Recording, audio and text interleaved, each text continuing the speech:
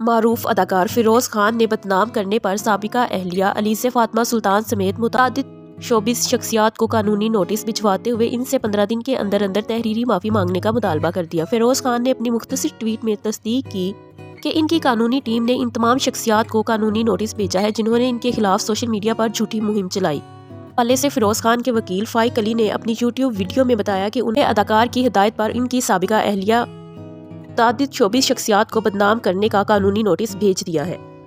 وکیل نے بتایا کہ انہوں نے فیروز خان کی سابقہ اہلیہ الیسا فاطمہ سلطان، آسکر ایوارڈ یافتہ ہدایت کارہ اور پروڈیوسر شرمین عبید چنائے، عاصم اظہر، اداکار خالد عثمان بٹ، ہدایت کار مصدق ملک، اداکارہ ایمن خان اور منال خان،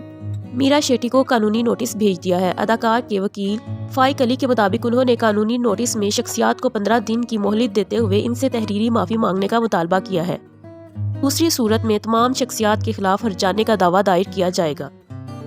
فائق علی نے کہا کہ تمام شخصیات نے شواہد کے بغیر ان کے موکل کے خلاف سوشل میڈیا پر جھوٹی مہم چلائی اور انہیں بدنام کرنے کی کوشش کی۔ انہوں نے دعویٰ کیا کہ عدالت میں فیروز خان کے خلاف کوئی بھی تشدد کا کیس زیر سماعت نہیں ہے، نہ ہی اس حوالے سے ان کے خلاف کوئی درخواست جمع ہے۔ اداکار کے وکیل کے مطابق فیروز خان کے خلاف ان کی اہلیہ نے صرف بچوں کے اخراجات اور جہیز کی واپسی کا مقدمہ دائر کر رکھا ہے،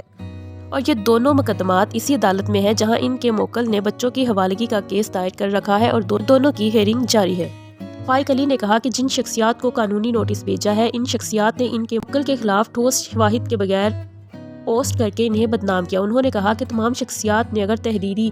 طور پر معافی مانگ لی تو کوئی مقدمہ دائر نہیں کریں گے، دوسری صورت میں تمام شخصیات کے خلاف 3 کروڑ روپے ہرجانے کا دعویٰ دائر کیا جائے گا۔